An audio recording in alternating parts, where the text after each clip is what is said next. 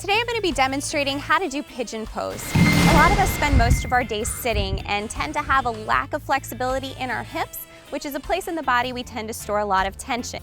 So to start, we're going to make sure that we've got a mat on a nice flat surface here. I know we're on the beach, but we're cheating a little bit. We've got a nice piece of plywood underneath. So when you're practicing at home, make sure you're on a flat, hard surface and you've got a nice sticky mat to balance on. And I have a towel here, but you can use a blanket or a yoga block as a beginner's modification. I'm going to show you how to use it. So Helena here is going to come into downward dog is where we're going to start. And from here, you're going to bring your right knee up to your right wrist, bending the knee and putting the hip down and stretching the back leg long.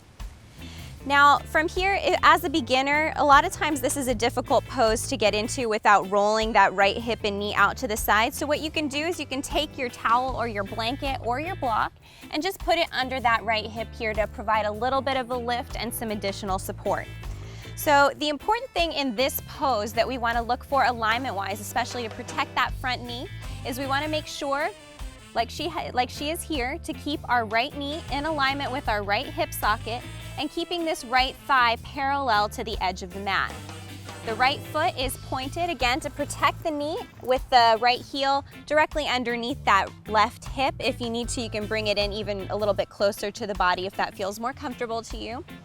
And the back leg is extending long with all in line with the left hip socket, making sure we've got the top of the leg and the knee and the foot resting on the mat.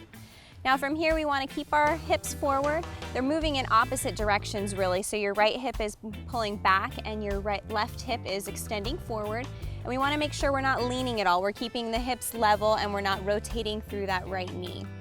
So go ahead and just open up the chest, shoulders are down your back and open. And from here, we're going to slowly walk into a forward fold, walking your hands out slowly. And just noticing as you come forward, if it starts to feel like too much pressure here in this hip, you can back out a little bit, holding some of the weight on your hands or coming onto your forearms if that's more comfortable to you. Or if you're feeling good, you can go ahead and stretch the arms out long and just come into a nice forward fold. Just take a couple deep breaths here and feel that stretch.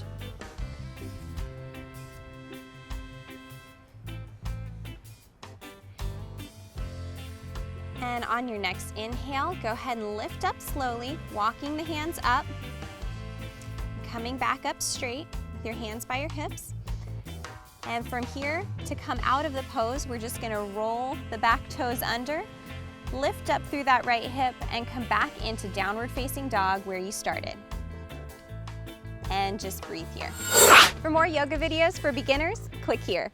From here, we're gonna slowly rock forward, pulling the abs in and rounding the back.